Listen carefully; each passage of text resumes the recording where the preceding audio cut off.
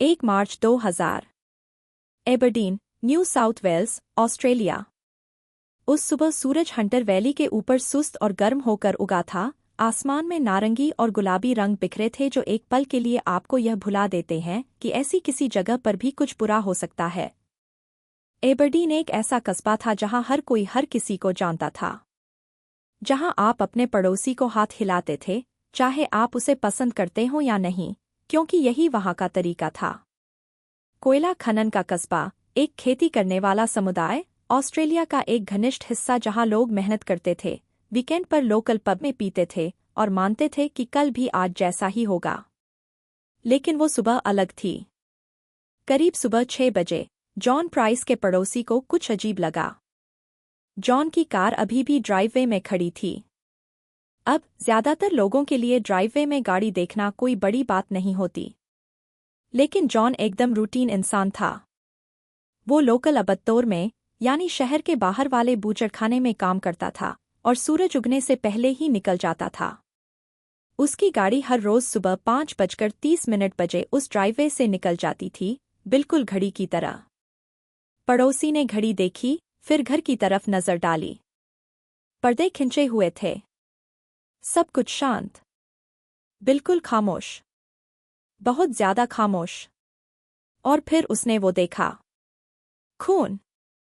सामने के दरवाजे पर कोई छोटा सा धब्बा नहीं जिसे हाथ कट जाने या नाक से खून आने से समझाया जा सके। नहीं, ये अलग था। ये दरवाजे पर इस तरह से पुता हुआ था कि आपका पेट डूब जाए।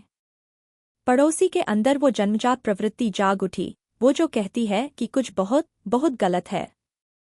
उसने दस्तक नहीं दी, आवाज नहीं लगाई, सीधे घर गया और पुलिस को फोन किया। 2 अफसर सुबह 8:10 पहुंचे, ऑफिसर मैथ्यूज और ऑफिसर फरलोनगर। उन्होंने सावधानी से घर का रुख किया, सामने का दरवाजा आजमाया, बंद था। आवाज लगाई, कोई जवाब नहीं। घर के एक तरफ से गए, खिड़कियां जांची, अंदर झांका और फिर पिछले दरवाजे तक गए, उसे खोला और जॉन प्राइस के घर के अंदर कदम रखा। जो उन्होंने पाया उसे बाद में एक जज ने सभ्य समाज की कल्पना से परे बताया। पहली चीज जो उन्हें महसूस हुई वो थी बदबू, धातु जैसी गाड़ी जो गले के पीछे चिपक जाए और उल्टी करा दे। फिर उन्होंने खून देखा, वो हर जगह था, दीवारों पर, फर्श पर जमा हुआ, दरवाजों के फ्रेम पर पुता हुआ। दोनों अफसर सावधानी से घर के अंदर बढ़े, हाथ हथियारों पर, दिल धड़कता हुआ, यह नहीं जानते कि जिसने यह किया वो अभी भी अंदर है या नहीं। उन्हें जॉन प्राइस हॉलवे में मिला, या जो उसका बचा था वो। उसके शरीर में कम से कम 37 बार चाकू मारा गया था, आगे से और पीछे से भी। गहरे, क्रूर घाव जिन्होंने अहम अंगों को भेद दिया था। लेकिन ये सबसे बुरी बात नहीं थी, बिल्कुल भी नहीं। जॉन प्राइस की खाल उतार ली गई थी। उसके पूरे शरीर की खाल इतनी सटीकता से उतारी गई थी जैसे किसी को पता हो कि वो क्या कर रहा है। किसी ने यह पहले भी किया था, शायद किसी इंसान पर नहीं, लेकिन किसी और पर जरूर। वो खाल लिविंग रूम के दरवाजे पर एक मीट हुक से लटकाई गई थी, किसी भयानक पर्दे की तरह। उसका सिर काट दिया गया था। और रसोई में, चूल्हे पर 2 बर्तन थे। उन बर्तनों में जॉन प्राइस के शरीर के हिस्से सब्जियों के साथ पकाए गए थे। आलू, कद्दू, तोरी, पत्ता गोभी, एक स्टू की तरह पकाया हुआ। डाइनिंग टेबल पर 2 प्लेटें लगाई गई थीं, हर एक पर एक नाम कार्ड रखा था। वो प्लेटें जॉन प्राइस के 2 वयस्क बच्चों के लिए थीं। ऑफिसर मैथ्यूज ने बाद में कहा कि अपनी 30 साल की सेवा में उन्होंने इसके करीब कुछ भी नहीं देखा था। वो उस हॉलवे में खड़े रहे, उस चीज को देखते रहे जो कभी एक इंसान था, और पहली बार अपने करियर में उन्हें असली डर लगा। खुद को चोट लगने का डर नहीं, डर इस बात का कि इंसान एक दूसरे के साथ क्या करने में सक्षम है। कैथरीन नाइट बेडरूम में मिली। वो बेड पर बेहोश पड़ी थी, चारों तरफ खाली दवाई की बोतलें। अपने पार्टनर को कत्ल करके और उसे पकाकर खाने के बाद उसने अपनी जिंदगी खत्म करने की कोशिश की थी। उसे तुरंत अस्पताल ले जाया गया, पेट साफ किया गया, स्थिर किया गया और फिर उसे गिरफ्तार कर लिया गया। कैथरीन मैरी नाइट ऑस्ट्रेलियाई इतिहास की पहली महिला बनी जिसे पैरोल की किसी भी संभावना के बिना आजीवन कारावास की सजा सुनाई गई। उसकी केस फाइल पर 3 शब्द लिखे गए जो ऑस्ट्रेलिया में किसी महिला के लिए पहले कभी इस्तेमाल नहीं हुए थे, कभी रिहा नहीं होगी। लेकिन यहाँ तक पहुँचा कैसे?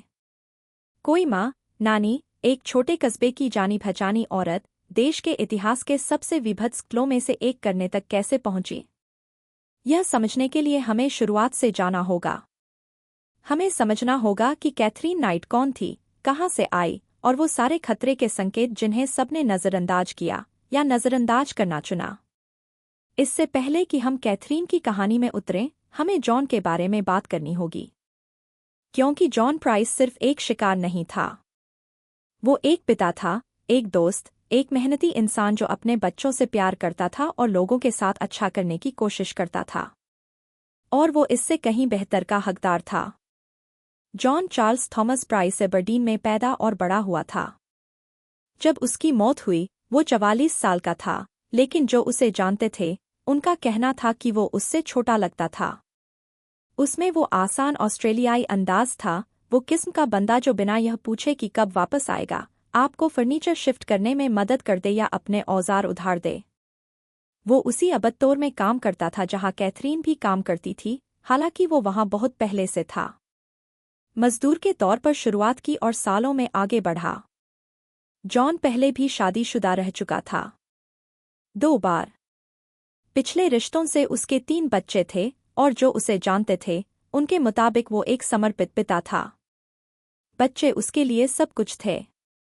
वो उन्हें मछली पकड़ने ले जाता, घर की चीजें ठीक करना सिखाता, लंबे घंटे काम करने के बावजूद स्कूल के हर इवेंट में पहुंचता। उसकी पूर्व पत्नियां बाद में बताएंगी कि शादियां भले ही नहीं चली, जॉन हमेशा एक अच्छा पिता रहा। हमेशा बच्चों को पहले रखा। उसके दोस्त उसे एक ऐसे इंसान के तौर पर जानते थे जो शांत जिंदगी पसंद करता था। दिखावा नहीं, ड्रामा नहीं, ध्यान खींचने की कोशिश नहीं। दूसरी शादी टूटने के बाद जॉन बस काम और बच्चों पर ध्यान देने में खुश था। उसने एबरडीन में एक साधारण घर खरीदा, कोई शान शौकत नहीं, लेकिन वो उसका था। उसे उस पर गर्व था। खुद थोड़ा थोड़ा करके उसे ठीक किया। जॉन की सबसे बड़ी कमजोरी, अगर उसे वो कह सकते हैं, यह थी कि वो लोगों में अच्छाई देखता था, दूसरे मौके पर यकीन रखता था। जब लोगों ने उसे कैथरीन नाइट के बारे में चेताया, जब उन्होंने उसे उसकी हिंसा की, पिछले पार्टनर्स के साथ हुई भयावह घटनाओं की बात बताई, जॉन बस सिर हिला देता और कहता कि उसने उसके साथ कभी ऐसा नहीं किया। हाँ, मुश्किल जरूर है, गुस्सा भी है, लेकिन वो संभाल सकता है। मुश्किल लोगों से वो पहले भी निपट चुका है। वो कितना गलत था। फरवरी 2000 तक जॉन प्राइस एक ऐसा इंसान था जो डर के साये में जी रहा था। उसने कई बार रिश्ता खत्म करने की कोशिश की थी, लेकिन कैथरीन उसे जाने नहीं दे रही थी। उसने उसे जान से मारने की धमकी दी थी। उसके बच्चों को मारने की धमकी दी थी। काम पर, घर पर अचानक आ जाती, चीखती, चीजें तोड़ती, हंगामा करती। उसके दोस्तों ने उसे रिस्ट्रेनिंग ऑर्डर लेने की, पुलिस के पास जाने की, कुछ करने की भीख मांगी, बहुत देर होने से पहले। 28 फरवरी 2000 को, यानी मरने से एक दिन पहले, जॉन प्राइस ने आखिरकार वो कदम उठाया। काम पर जाते हुए वो स्कोन मजिस्ट्रेट कोर्ट गया और अपीलित हिंसा आदेश, जिसे अमेरिका में रिस्ट्रेनिंग ऑर्डर कहते हैं, के लिए अर्जी दी। उस दोपहर उसने अपने सहकर्मियों को भी बताया। वो हल्का, लगभग राहत भरा लग रहा था, जैसे उसने आखिरकार कुछ कंट्रोल अपने हाथ में ले लिया हो। उसने एक दोस्त से कहा, मैं उससे खत्म कर चुका हूं। आखिरकार खत्म। उसे अंदाजा नहीं था कि कैथरीन नाइट पहले ही तय कर चुकी थी, अगर वो उसे नहीं पा सकती, तो कोई नहीं पाएगा। कैथरीन मैरी नाइट 24 अक्टूबर 1955 को न्यू साउथ वेल्स के छोटे से कस्बे टेंटरफील्ड में पैदा हुई थी, हालांकि वो एबरडीन में पली बढ़ी। और एकदम शुरू से ही कैथरीन की जिंदगी पर अव्यवस्था, हिंसा और अस्थिरता की छाप थी। उसकी माँ, बारबरा रफान, पहले से शादीशुदा थी जब कैथरीन गर्भ में आई। बारबरा की जैक रफान से शादी थी और उनके 4 बेटे थे। लेकिन बारबरा का एक सहकर्मी केन नाइट से अफेयर चल रहा था, जो जैक का दोस्त भी था, जिसने पूरे मामले को और पेचीदा बना दिया। जब बारबरा को केन का बच्चा हुआ, उसने इसे छुपाया नहीं। उसने जैक को छोड़ा और केन के साथ रहने चली गई, अपने 4 बेटों को साथ लेकर। तो कैथरीन इस परिस्थिति में पैदा हुई, एक अफेयर की उपज, वो कारण जिससे उसकी माँ की पहली शादी टूटी। यह एक भारी बोझ है, चाहे आप बच्चे के तौर पर इसे पूरी तरह समझ न पाए। वो फुसफुसाहटें, वो निर्णय, वो नज़रें जो एक छोटे कस्बे में आप पर पड़ती हैं जब लोग आपके घर की गंदी बातें जानते हों। और घर में हालात कुछ बेहतर नहीं थे। केन नाइट, कैथरीन के पिता, एक हिंसक शराबी था। वो खूब पीता था और जब पीता तो आक्रामक हो जाता। वो बारबरा के साथ बलात्कार करता, कभी-कभी दिन में कई बार। कैथरीन और उसके भाई बहन यह हिंसा अक्सर देखते थे। बाद में एक मनोचिकित्सकीय मूल्यांकन में कैथरीन ने दावा किया कि बहुत छोटी उम्र से लेकर करीब 11 साल की उम्र तक कई परिवार के सदस्यों ने उसके साथ यौन उत्पीड़न किया। उसने कभी नाम नहीं लिए और यह कभी पुष्टि नहीं हुई, लेकिन अगर सच है तो यह एक बचपन की पूरी तरह बर्बाद तस्वीर बनाता है। स्कूल में कैथरीन को एक बुली के तौर पर जाना जाता था। वो छोटे बच्चों को परेशान करती, मुट्ठियों से समस्याएं सुलझाती और उसकी शरारती छवि थी। टीचरों ने कोशिश की, लेकिन कुछ काम नहीं आया। कैथरीन व्यावहारिक रूप से निरक्षर भी थी, वो कभी ठीक से पढ़ना लिखना नहीं सीख पाई, जो उसकी पूरी जिंदगी उसके साथ रही। 15 साल की उम्र में कैथरीन ने स्कूल छोड़ दिया। पहली नौकरी एक स्थानीय कपड़े की फैक्ट्री में मिली, कपड़ा काटने का काम। उबाऊ, दोहराव वाला काम था, लेकिन पैसे आते थे।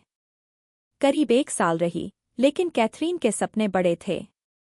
या कहें, काले सपने। उसे हमेशा से लोकल अबत्तोर, एबरडीन के बाहरी इलाके में बने बूचड़खाने की ओर आकर्षण था। उसने वहां काम करने वालों से कहानियां सुनी थीं, खून और अंतड़ियों की, और यह जानने की कि सटीक कहाँ काटें तो मांस हड्डी से अलग हो जाए। कुछ था उसमें जो उसे अपनी ओर खींचता था। 16 साल की उम्र में कैथरीन नाइट उस अबत्तोर में चलकर गई और नौकरी मांगी। उन्होंने उसे रखा, जानवरों के अंदरूनी अंग काटने के काम के लिए। घृणित काम था, जो ज्यादातर लोग कुछ ही दिनों में छोड़ देते। कैथरीन को वो काम बेहद पसंद आया। और वो उसमें माहिर भी थी।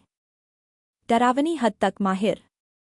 जल्दी आगे बढ़ी, अंग काटने से लेकर बोनिंग तक, बूचर चाकुओं को तेजी और सटीकता से चलाना सीखा। उसके बॉस प्रभावित थे। उनका कहना था कि उसमें एक प्राकृतिक प्रतिभा है। वो उन मर्दों से भी तेज शव को काट सकती थी जो 20 साल से यही काम कर रहे थे। कैथरीन को अपने काम पर इतना गर्व था कि उसने अपने लिए अलग चाकू मांगे। प्रोफेशनल बूचर चाकू, उस तरह जैसे तेज, बिल्कुल संतुलित। जब मिले तो उसने उन्हें काम पर नहीं छोड़ा जैसे ज्यादातर लोग करते। वो उन्हें घर ले आई और उसने उन्हें सीधे अपने बिस्तर के ऊपर दीवार पर टांग दिया। जब लोग पूछते कि काम के चाकू बिस्तर के ऊपर क्यों रखे हैं, कैथरीन एक अजीब मुस्कान के साथ कहती, ताकि जब जरूरत पड़े तो हाथ में हो। लोगों ने उस वक्त इसे हंसकर टाल दिया। अरे, वो तो बस कैथरीन है, थोड़ी अजीब, लेकिन बेहानी। वो बेहानी नहीं थी। अबत्तोर में काम करना कैथरीन नाइट के लिए सिर्फ नौकरी नहीं था। यह वो जगह थी जहां उसने अपनी पहचान, अपना मकसद और अपने हुनर ढूंढे। और कैथरीन के बारे में बात करना उसके हिंसा, खून और मांस काटने के रिश्ते के बिना अधूरा है। बूचड़खाने में उसके सहकर्मियों की उसके बारे में मिलीजुली राय थी। एक तरफ वो बेहद मेहनती थी, समय पर आती, काम की शिकायत नहीं करती, किसी से भी कदम मिलाकर चल सकती थी। दूसरी तरफ उसे यह सब करने में जो आनंद आता था, वो परेशान करने वाला था। जो लोग बूचड़खानों में काम करते हैं, वो बताते हैं कि एक तटस्थता आ जाती है। आनी पड़ती है, नहीं तो पागल हो जाए। दिन रात जानवर मारना, अगर ज्यादा सोचो तो मन टूट जाए। तो आप उसे एक अलग खाने में रख देते हैं। घड़ी देखते हैं, काम करते हैं, घर आते हैं, सोचने की कोशिश नहीं करते। कैथरीन उसे अलग नहीं रखती थी। वो उसमें डूब जाती थी। वो किसी को भी, जो सुनना चाहे और जो न चाहे उसे भी, ग्राफिक तरीके से काम की बातें बताती। ताज़ा खून की महक कैसी होती है, सही जगह काटने पर खाल कैसे छिलती है, मांस और हड्डी के बीच साफ अलगाव में कैसा सुकून मिलता है। लोग बात के बीच में बहाना बनाकर चले जाते। और फिर वो चाकू। कैथरीन का चाकुओं का संग्रह मशहूर हो गया था, और किसी अच्छे मायने में नहीं। काम के चाकू थे जो बिस्तर के ऊपर टंगे रहते, लेकिन समय के साथ उसने और भी इकट्ठे किए।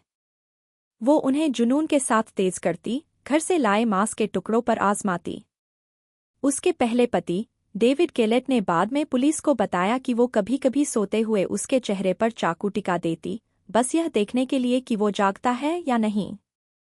जब वो जाग जाता और पूछता कि यह क्या है, वो हंसकर कहती कि मजाक कर रही थी। यह मजाक नहीं था, यह धमकी थी। कैथरीन का एक नियम था, चाकू हमेशा बिस्तर के ऊपर रहेंगे। चाहे वो जहां भी रहे, जिसके साथ भी रहे, वो चाकू दीवार पर ऊपर टंगे रहते। कहती थी कि हमेशा हाथ के करीब चाहिए। किस लिए हाथ के करीब? कोई पूछना नहीं चाहता था। एक सहकर्मी को याद है जब कैथरीन ने कहा था, मुझे पता है एक शरीर को कैसे काटते हैं। मैं रोज करती हूँ। इंसान का भी कोई बहुत अलग नहीं होता। उसने यह ऐसे कहा जैसे मौसम की बात कर रही हो। लोगों को सुनना चाहिए था। 1973 में, जब कैथरीन सिर्फ 18 साल की थी, उसकी मुलाकात डेविड केलेट से हुई। डेविड उससे कुछ साल बड़ा था और ठीक-ठाक लगता था। अच्छी नौकरी, अच्छे घर से घर बसाना चाहता था। कैथरीन उस पर फिदा हो गई। कम से कम ऊपर से ऐसा लगा। थोड़ा डेटिंग के बाद डेविड ने प्रपोज किया। कैथरीन ने हाँ कह दी और उन्होंने एक साधारण शादी की, कोई दिखावा नहीं, बस करीबी लोग। ऊपर से देखने पर वो किसी भी आम जोड़े की तरह लगते थे। लेकिन शादी की पहली रात ही खतरे के निशान नजर आ गए। डेविड ने बाद में पुलिस को बताया कि शादी की रात 3 बार संबंध बनाने के बाद वो पलटा और सो गया। थका हुआ था, लंबा दिन था, और सोचता था कि 3 बार काफी अच्छा है। वो संतुष्ट था। कैथरीन नहीं थी। डेविड की नींद उस वक्त टूटी जब कैथरीन के हाथ उसके गले पर थे। वो उसे गला दबाकर मार रही थी, चेहरा गुस्से से तना हुआ, चीख रही थी कि वो सिर्फ 3 बार ही करना चाहता था। उसे क्या हो गया? क्या उसे वो आकर्षक नहीं लगती? क्या वो पहले ही थक गया? डेविड ने किसी तरह उसके हाथ छुड़ाए और उसे हटाया। वो हाफ रहा था, हैरान था, डरा हुआ था। उसने उसे शांत करने की कोशिश की, कहा ऐसी बात नहीं, बस थका हुआ था। आखिरकार वो चुप हो गई। लेकिन डेविड उस रात भर नहीं सोया। अंधेरे में लेटा रहा, सोचता रहा कि वो शादी किसमें कर बैठा। वहां से हालात बेहतर नहीं हुए। कैथरीन की ईर्ष्या और कब्जे की भावना दमघुंटू थी। डेविड अगर किसी दूसरी औरत की तरफ देख भी लेता, कैथरीन का गुस्सा फट पड़ता। वो चीखती, चीजें फेंकती, मारती। डेविड ने जल्दी सीख लिया कि उसे नाराज नहीं करना है, लेकिन दिक्कत यह थी कि हर चीज उसे नाराज कर देती थी। वो जीत नहीं सकता था। 1974 में कैथरीन ने उनकी पहली बच्ची को जन्म दिया। एक पल के लिए डेविड को उम्मीद हुई कि मां बनने से शायद कैथरीन थोड़ी नरम पड़ जाए, बच्चे की जिम्मेदारी उसे शांत कर दे। ऐसा नहीं हुआ। कैथरीन एक लापरवाह मां थी। बच्ची को घंटों रोते छोड़ देती, डायपर नहीं बदलती, समय पर दूध नहीं पिलाती। डेविड को ही ज्यादातर परवरिश करनी पड़ती, जो पूरे वक्त काम करते हुए मुश्किल था। वो थका हुआ घर लौटता और कैथरीन सोफे पर सिगरेट पीती मिलती, बच्ची की चीखों की परवाह किए बिना। और फिर एक दिन डेविड और नहीं झेल सका। उसने कैथरीन को बताया कि वो जा रहा है। उसने कोई और ढूंढ ली थी, जो उसे इंसान की तरह ट्रीट करे, और वो बस हो गया। उसने सामान बांधा और निकल गया। कैथरीन का जवाब तुरंत और भयावह था। अगली सुबह कैथरीन ने अपनी 2 साल की बच्ची को कपड़े पहनाए, रेलवे ट्रैक तक ले गई और उसे पटरी पर बैठा दिया। फिर चली गई। छोटी बच्ची वहां बैठी रही, हैरान और डरी हुई, जब दूर से एक ट्रेन आती दिखी। शुक्र हो, एक राहगीर ने देखा और पटरी पर दौड़ा। ट्रेन से कुछ ही मिनट पहले बच्ची को उठा लिया। इसी दौरान कैथरीन एबरडीन के बीचों बीच एक कुल्हाड़ी लेकर चली आई। छोटी हैचेट नहीं, पूरी कुल्हाड़ी। वो शहर के बीच में खड़ी हुई और उसे घुमाने लगी, डेविड का नाम चिल्लाती, रास्ते में आने वाले को मारने की धमकी देती।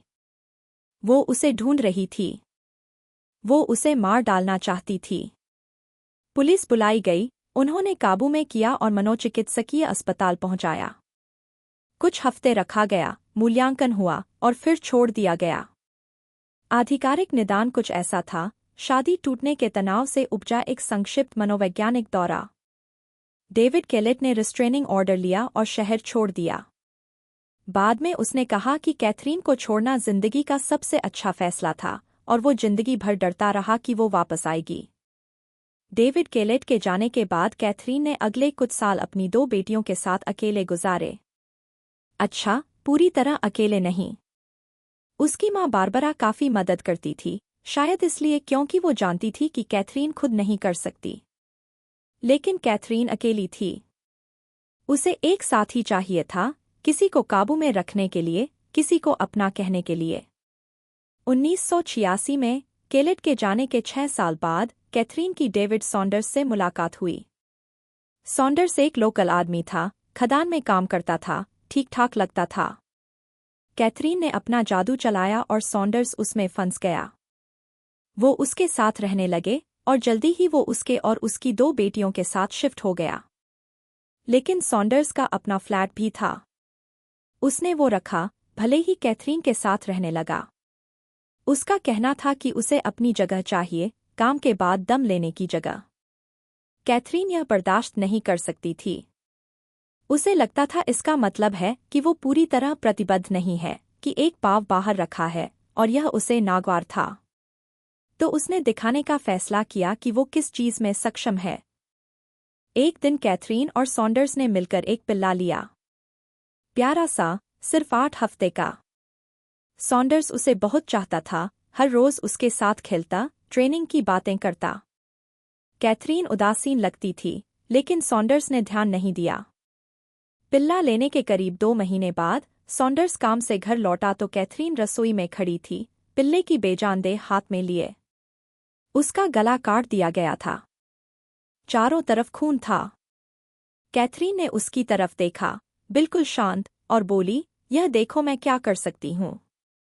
अगर तुमने वो फ्लैट नहीं छोड़ा और पूरी तरह मेरे नहीं हुए, तो यही होगा। सॉन्डर्स को धक्का लगा। वो उस पिल्ले से प्यार करता था, लेकिन साथ ही वो डरा हुआ भी था। उस पल उसे एहसास हुआ कि कैथरीन किसी भी हद तक जा सकती है।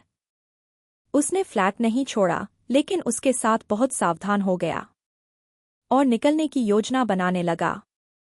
1989 में कैथरीन ने सॉन्डर्स की बेटी को जन्म दिया। और जैसे केलेट के साथ हुआ था, सॉन्डर्स को उम्मीद जगी कि शायद अब सब ठीक हो जाए। ऐसा नहीं हुआ। 1990 में कैथरीन और सॉन्डर्स में झगड़ा हुआ। सॉन्डर्स को याद भी नहीं रहा किस बात पर था, बस कोई छोटी सी बात जो हर जोड़े में होती है। लेकिन कैथरीन ने छोड़ा नहीं। रसोई में गई, कैंची उठाई और उसके पेट में घूमती। सॉन्डर्स घाव पकड़कर घर से निकला, खुद अस्पताल गया और टाके लगवाए। जब डॉक्टरों ने पूछा क्या हुआ, तो झूठ बोला। कहा कि हादसा था। सच बोलने में बहुत डर लगा, लेकिन यह आखिरी हद थी। सॉन्डर्स ने कैथरीन को हमेशा के लिए छोड़ा। दूसरे शहर चला गया, नई नौकरी पकड़ी और पीछे मुड़कर नहीं देखा। कैथरीन के मुकदमे में वो बाद में गवाही देने आया और तब भी उसके बारे में बात करते वक्त साफ लगता था कि अभी भी डरा हुआ है। सॉन्डर्स के बाद कैथरीन फिर अकेली थी। 2 रिश्ते जला चुकी थी, दोनों हिंसा और रिस्ट्रेनिंग ऑर्डर पर खत्म हुए और एबरडीन में उसकी छवि और काली होती जा रही थी। लोग उसके बारे में फुसफुसाते थे, दूरी बनाते थे, लेकिन कैथरीन को परवाह नहीं थी। उसके पास उसका काम था, उसके चाकू थे और उसकी बेटियां थीं। और तब उसकी मुलाकात जॉन प्राइस से हुई। जॉन उसी बूचड़खाने में काम करता था जहां कैथरीन, हालांकि दोनों का ज्यादा मेलजोल नहीं हुआ था। वो शांत था, अपने काम में मस्त। लेकिन 1994 में एक दिन ब्रेक के दौरान बातें हुईं। कैथरीन ने अपना जादू चलाया। वो जब चाहे तो दिलकश हो सकती थी, मज़ेदार भी। उसने जॉन को हंसाया। जॉन को लगा थोड़ी खुरदरी है, लेकिन दिलचस्प है। वो पहले कभी कभी मिलने लगे। काम के बाद ड्रिंक्स, पब जाना, वैसा वैसा। कैथरीन अपने बेहतरीन व्यवहार पर थी। चीखी नहीं, चीजें नहीं फेंकी, धमकी नहीं दी। वो सामान्य लगती थी। पहली बार सालों में जॉन प्राइस को लगा कि शायद उसे कोई ऐसा मिला है जिसके साथ जिंदगी बनाई जा सकती है। 1995 में कैथरीन जॉन के घर आ गई। उसने एबरडीन में एक साधारण घर खरीदा था, शान नहीं, लेकिन उसका अपना था। उसे उस पर गर्व था। कैथरीन शुरू में खुश लगती थी। खाना बनाती, सफाई करती, घर में मदद करती। जॉन के दोस्तों ने उससे मुलाकात की और सोचा, ठीक है। थोड़ी तेज, शायद, लेकिन ठीक है। लेकिन दरारें जल्दी नजर आने लगीं। कैथरीन कब्जा करने वाली थी। अगर जॉन किसी महिला सहकर्मी से बात कर लेता, कैथरीन घंटों उससे पूछताछ करती। कौन थी? क्या बात हुई? क्या उसे लगा वो कैथरीन से ज्यादा खूबसूरत है? जॉन समझाने की कोशिश करता, लेकिन कुछ काम नहीं आता। वो चीखती, चीजें फेंकती, बेवफाई के इल्जाम लगाती। और फिर हिंसा शुरू हुई। झगड़ों में कैथरीन जॉन को मारती। खेल में नहीं, असली घूंसे, जो निशान छोड़ जाते। जॉन उससे बड़ा था, मजबूत था, लेकिन उसने कभी पलटकर नहीं मारा। बस सहता रहता, उसे शांत करने की कोशिश करता, उम्मीद करता कि रुक जाएगी। रुकी नहीं।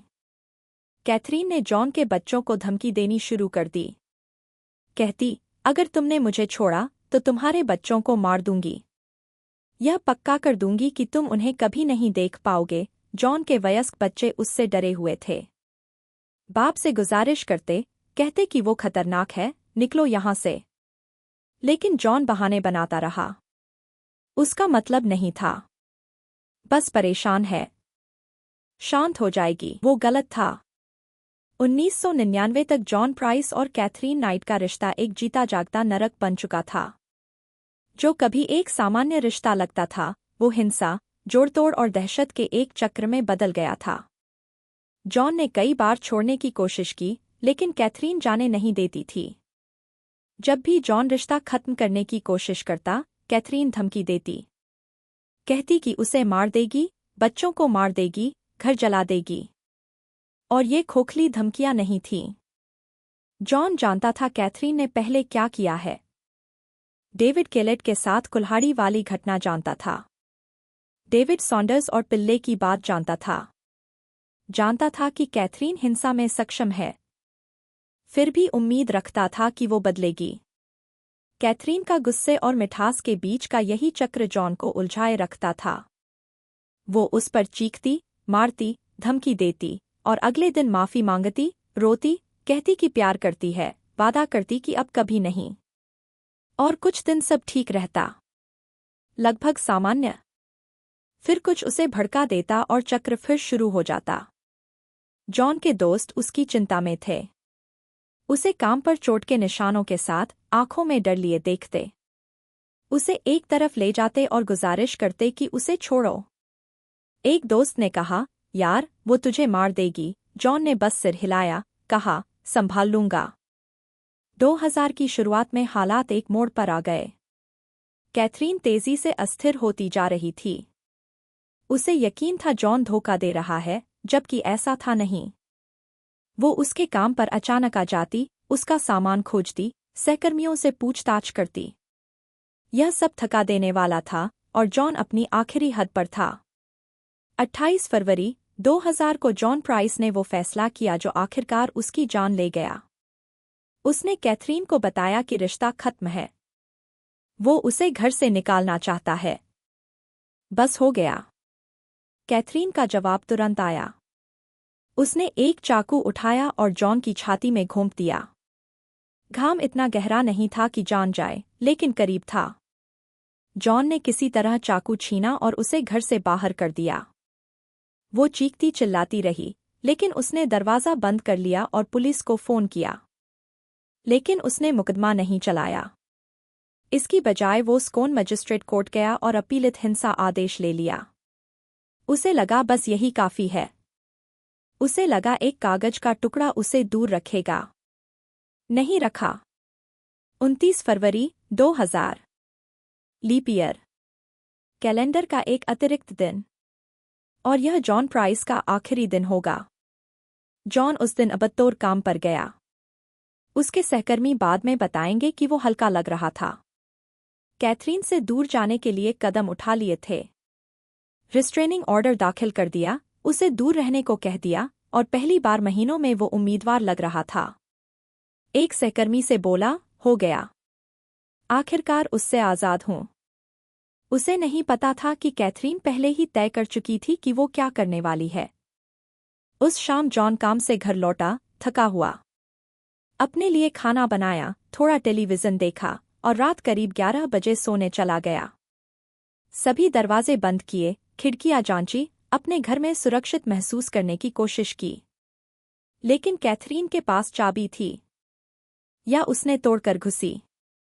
पूरी तरह कभी पुष्टि नहीं हुई, लेकिन जो पता है वो यह है कि रात के किसी पहर कैथरीन नाइट जॉन प्राइस के घर में घुसी, जब वो सो रहा था। और फिर उसने उसे चाकू मारा। पहले घाव से जॉन की नींद खुली, लेकिन तब तक देर हो चुकी थी। कैथरीन जुनून में थी, बार बार एक के बाद एक चाकू मारती रही। जॉन ने लड़ने की कोशिश की, भागने की कोशिश की, लेकिन खून बहुत था, ताकत जवाब दे रही थी। पोस्टमार्टम में बाद में पता चला कि जॉन प्राइस को कम से कम 37 बार चाकू मारा गया था।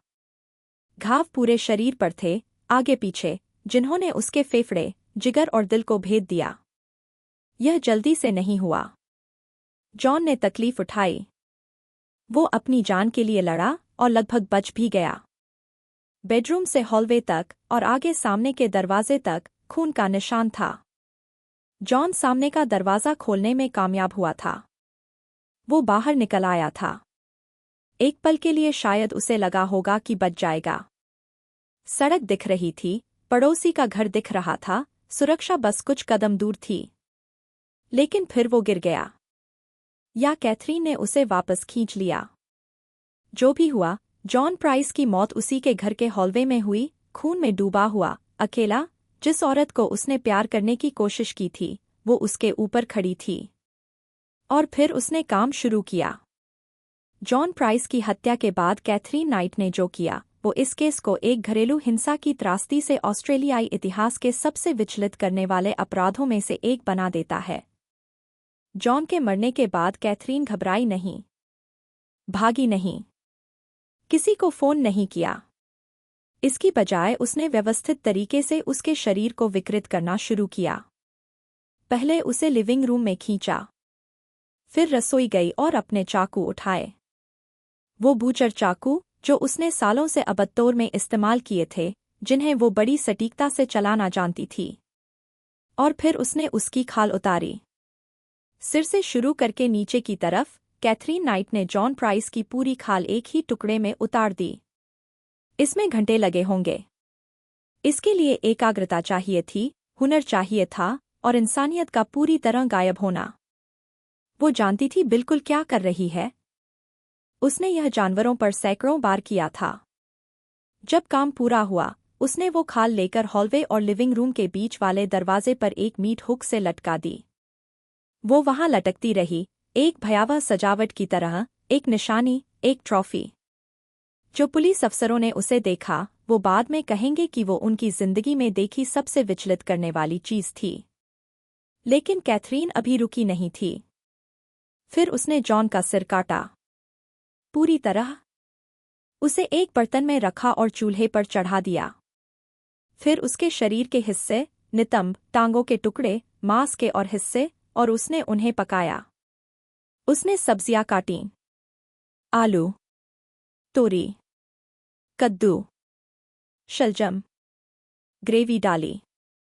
सब कुछ मिलाकर एक स्टू की तरह पकाया, जैसे कोई आम रात का खाना बना रही हो। जब खाना तैयार हुआ उसने प्लेटें लगाईं। डाइनिंग टेबल पर 2 प्लेटें, गार्निश लगाया, सुंदर तरीके से सजाया और फिर नाम कार्ड लिखे। एक प्लेट जॉन के वयस्क बेटे के लिए, एक उसकी वयस्क बेटी के लिए। वो उन्हें उनके पिता को खिलाने वाली थी। टेबल लगाने के बाद कैथरीन ने खुद साफ किया, नहाई, खून धोया, साफ कपड़े पहने। फिर जॉन का बटुआ और बैंक कार्ड उठाया और शहर की तरफ निकल गई। रात के 2 बजे कैथरीन नाइट एक कन्वीनियंस स्टोर में घुसी और जॉन प्राइस के एटीएम कार्ड से $1000 निकाले। दुकान का क्लर्क बाद में बताएगा कि कैथरीन बिल्कुल सामान्य लग रही थी। उसने कुछ सामान खरीदा, हल्की बातें की और चली गई। कैथरीन वापस जॉन के घर आई। उसके खाल उतरे शरीर के पास से, इंसानी मांस से भरी प्लेटों के पास से गुजरी और बेडरूम में चली गई। ढेर सारी दवाइयां एक साथ निगलीं, बिस्तर पर लेट गई और मरने का इंतजार करने लगी। लेकिन वो मरी नहीं। उसके शरीर ने ओवरडोज से लड़ाई की और जब कुछ घंटे बाद पुलिस ने उसे खोजा, वो बेहोश लेकिन जिंदा थी। जब ऑफिसर मैथ्यूज और ऑफिसर फर्लोनगर 1 मार्च 2000 की सुबह जॉन प्राइस के घर में दाखिल हुए, उन्हें नहीं पता था कि क्या मिलने वाला है। वेलफेयर चेक का कॉल था। एक पड़ोसी को चिंता थी। दरवाजे पर खून था। बस इतना। जो मिला उसने उन्हें जिंदगी भर के लिए बदल दिया। दोनों अफसर दशकों से फोर्स में थे। सड़क दुर्घटनाएं, आत्महत्याएं, ओवरडोज, हिंसक हमले देखे थे। सोचते थे सब देख लिया। वो गलत थे। ऑफिसर मैथ्यूज ने बाद में कहा कि जिस पल उन्होंने उस हॉलवे में जॉन प्राइस का खालोतरा शरीर देखा, उनके अंदर कुछ टूट गया। इससे पहले उन्हें शैतानी बुराई में यकीन नहीं था। उस दिन हो गया। क्राइम सीन की बारीकी से जांच की गई। तस्वीरें लीं, सबूत इकट्ठे किए, फॉरेंसिक टीमों ने उस घर का चप्पा चप्पा छाना। चूल्हे पर बर्तन, टेबल पर प्लेटें, मीट हुक, वो खाल, खून, सब दर्ज किया गया। कैथरीन बेडरूम में मिली, मुश्किल से जीवित। पैरामेडिक्स उसे अस्पताल ले गए, पेट साफ किया, स्थिर किया। जब होश आया, उसने कहा, उसे कुछ याद नहीं। दवाइयाँ, वो बोली। ओवरडोज ने सब मिटा दिया। जांच अफसरों को यकीन नहीं हुआ। एक पल के लिए भी नहीं। कैथरीन को गिरफ्तार किया गया और हत्या का आरोप लगाया गया। खबर एबरडीन में आग की तरह फैल गई। लोग दहशत में थे, घिन से भरे थे, डरे हुए थे। यह उनके कस्बे में हुआ था। किसी जाने पहचाने ने किया था। किसी के साथ काम किया था। जॉन प्राइस के बच्चों को उनके पिता की मौत की खबर दी गई। वो टूट गए, सदमे में थे, बर्बाद हो गए। और जब उन्हें पता चला कि कैथरीन ने क्या करने की कोशिश की थी, कि वो उन्हें उनके अपने पिता को खिलाने वाली थी, तो यह किसी की समझ से परे था। इसे कैसे पचाए? कैसे कभी सुरक्षित महसूस करें दोबारा? जांच में हिंसा का एक ऐसा पैटर्न सामने आया जो सालों से बढ़ता रहा था। पुलिस ने डेविड केलेट, डेविड सॉन्डर्स, जॉन के दोस्तों, कैथरीन के सहकर्मियों से बात की। हर किसी के पास एक कहानी थी। हर किसी ने संकेत देखे थे। और हर कोई इस कुचलने वाले अपराधबोध में डूबा था कि उन्होंने और कुछ क्यों नहीं किया। कैथरीन नाइट का मुकदमा अक्टूबर 2001 में शुरू हुआ, जॉन प्राइस की हत्या के करीब 2 साल बाद। देरी की वजह आंशिक रूप से सबूतों की विशाल मात्रा थी और आंशिक रूप से कैथरीन की कानूनी टीम की यह दलील थी कि वो मानसिक रूप से मुकदमे के लिए सक्षम नहीं है। कई मनोचिकित्सकीय मूल्यांकन हुए। कैथरीन को बॉर्डरलाइन पर्सनालिटी डिसऑर्डर का पता चला, लेकिन विशेषज्ञों ने माना कि वो सही और गलत में फर्क जानती थी। जब उसने जॉन प्राइस को मारा, वो जानती थी क्या कर रही है। उसने योजना बनाई थी। उसे अंजाम दिया था और खुद को मारकर उसे ढकने की कोशिश की थी। अभियोजन पक्ष का मामला अकाट्य था। सबूत नकारे नहीं जा सकते थे। कैथरीन की अपनी हरकतों ने उसकी तकदीर तय कर दी थी। बचाव पक्ष ने तर्क दिया कि कैथरीन ने जिंदगी भर दुर्व्यवहार सहा, वो टूट गई, यह आवेश में किया गया अपराध था। लेकिन यह जूरी को नहीं माना। मुकदमे में सामने आए विवरण इतने ग्राफिक और विचलित करने वाले थे कि कई जूरर्स को अलग-अलग पलों पर बाहर जाना पड़ा। जब फॉरेंसिक विशेषज्ञों ने खाल उतारने की प्रक्रिया, खाना पकाने और बच्चों के लिए सजाई प्लेटों का वर्णन किया, कोर्टरूम में सन्नाटा था। दर्शकों में लोग रो रहे थे। जॉन प्राइस का परिवार पूरे वक्त बैठा रहा, आंसू बहाते हुए, अपनी जिंदगी के सबसे बुरे लम्हे को फिर से जीने पर मजबूर। डेविड केलेट और डेविड सॉन्डर्स दोनों ने गवाही दी, कैथरीन की हिंसा का इतिहास बताया। धमकियों की, मारपीट की, चाकू की घटनाओं की। केलेट गवाही के दौरान टूट गया जब उसने अपनी बेटी को रेलवे ट्रैक पर छोड़ने की घटना का जिक्र किया। कैथरीन की बचाव टीम ने उसे हालात की शिकार के रूप में पेश करने की कोशिश की, लेकिन यह बात नहीं बनी। जो उसने किया उसे कैसे माफ किया जाए, कैसे उचित ठहराया जाए। जूरी ने सिर्फ कुछ घंटे विचार किया और फैसला सुनाया, हत्या का दोषी। 8 नवंबर 2001 को justice Barry O'Keefe New South Wales Supreme Court में खड़े हुए और एक ऐसी सजा सुनाई जो इतिहास में दर्ज हो जाएगी। उन्होंने कैथरीन नाइट के अपराध को लगभग अकल्पनीय भयावहता का कार्य बताया और कहा कि उसकी हरकतें सभ्य समाज की कल्पना से परे थीं। उन्होंने इस बात पर जोर दिया कि नाइट ने कोई पछतावा नहीं जताया, कोई सहानुभूति नहीं दिखाई और जो कुछ उसने किया उसकी भयावहता का कोई एहसास नहीं था। और फिर उन्होंने उसे पैरोल की किसी भी संभावना के बिना आजीवन कारावास की सजा सुनाई। कैथरीन नाइट ऑस्ट्रेलियाई इतिहास की पहली महिला बनी जिसे ऐसी सजा मिली। उसकी केस फाइल पर एक नोट था जो किसी महिला के लिए पहले कभी इस्तेमाल नहीं हुआ था, कभी रिहा नहीं होगी। सजा सुनाते वक्त कैथरीन के चेहरे पर कोई भाव नहीं थे। वो बस सामने देखती रही, जैसे शब्द उस तक पहुंच ही नहीं रहे। जॉन प्राइस का परिवार राहत और पीड़ा के मिले-जुले आंसुओं के साथ रोया। इंसाफ मिल गया था, लेकिन इससे जॉन वापस नहीं आया। इससे वो सदमा नहीं मिटा, वो बुरे सपने नहीं गए, वो जानकारी नहीं गई कि उनके साथ क्या हुआ। एबरडीन के लिए आगे बढ़ना मुश्किल था। जिस घर में जॉन की हत्या हुई, वो अभी भी खड़ा है, हालांकि उसे रिनोवेट करके कई बार बेचा जा चुका है। लोग उसके सामने से गुजरने से बचते हैं। उस गली में एक भारीपन है, एक अंधेरा जो अभी भी है। कैथरीन नाइट इस वक्त पश्चिमी सिडनी के silver water women's correctional centre में बंद है। बाकी कैदी उसे द नाना कहते हैं, क्योंकि अब वो 60 के अंत में है, सफ़ेद बाल, नरम आवाज, लगभग दादी माँ जैसी। वो जेल की रसोई में काम करती है, विडंबना यह है। गार्ड कहते हैं कि वो एक आदर्श कैदी है, शांत, आज्ञाकारी, कोई परेशानी नहीं। लेकिन सब जानते हैं उसने क्या किया। सब जानते हैं वो किस चीज में सक्षम है। जेल के इंटरव्यू में कैथरीन लगातार यही कहती रही है कि उसे जॉन प्राइस को मारना याद नहीं। दवाइयों को दोष देती है, ओवरडोज को, कहती है सब मिट गया। उसने कभी पछतावा नहीं जताया। जॉन के परिवार से कभी माफी नहीं मांगी। और मांगेगी भी नहीं। क्योंकि कैथरीन नाइट जेल में ही मरेगी। कोई पैरोल सुनवाई नहीं, कोई अपील नहीं, कोई दूसरा मौका नहीं। वो जिंदगी भर सलाखों के पीछे रहेगी और जब मरेगी, बस वहीं खत्म। कैथरीन नाइट का मामला हमें घरेलू हिंसा के बारे में, नजरअंदाज किए गए संकेतों के बारे में और इस बारे में असहज सच्चाइयों का सामना करवाता है कि समाज कितने मौके देने के बाद दखल देता है। जॉन प्राइस के दोस्तों को पता था कि कैथरीन खतरनाक है। उसके बच्चों ने उसे छोड़ने की भीख मांगी। उसने रिस्ट्रेनिंग ऑर्डर लिया था। फिर भी वो मारा गया। हर साल कितनी औरतें पार्टनर के हाथों मारी जाती हैं? कितने मर्द? कितनी बार सुनते हैं, मैंने सोचा नहीं था कि यह यहाँ तक जाएगा। कैथरीन नाइट एक अतिवादी मामला है, सबसे बुरे में से एक। लेकिन इससे पहले के पैटर्न, हिंसा का बढ़ना, धमकियां, काबू करना, ये पैटर्न दिल तोड़ने वाले तरीके से आम है। जॉन प्राइस एक अच्छा इंसान था जो लंबी जिंदगी का हकदार था, अपने बच्चों को बड़ा होते देखना, रिटायर होना, खुशी ढूंढना। इसकी बजाय उसे अपने ही घर में उस औरत के हाथों कत्ल किया गया जिसे उसने प्यार करने की कोशिश की।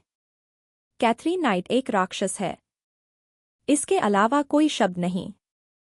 जो उसने किया वो हत्या से आगे था। वो अपवित्रता थी। वो शैतानियत थी। और वो अपनी जेल की कोठरी के बाहर कभी नहीं देख पाएगी। अगर आप या आपका कोई जानने वाला घरेलू हिंसा झेल रहा है तो कृपया मदद लें। हेल्पलाइन है, आश्रय है, रास्ते हैं। यह आपकी गलती नहीं है और आपको रुकना नहीं है। आप सुरक्षित रहने के हकदार हैं। इस वीडियो को देखने के लिए शुक्रिया। यह एक मुश्किल केस था कवर करना और मैं आपका शुक्रगुजार हूं कि आपने समय निकालकर इसके बारे में जाना। अपना ख्याल रखिए और याद रखिए, सबसे अंधेरी कहानियों में भी हमें उनके बारे में बात करते रहना है। हमें उनके नाम लेते रहना है। John Charles Thomas price. एक पिता, एक दोस्त, एक पीड़ित। आत्मा को शांति मिले, जॉन।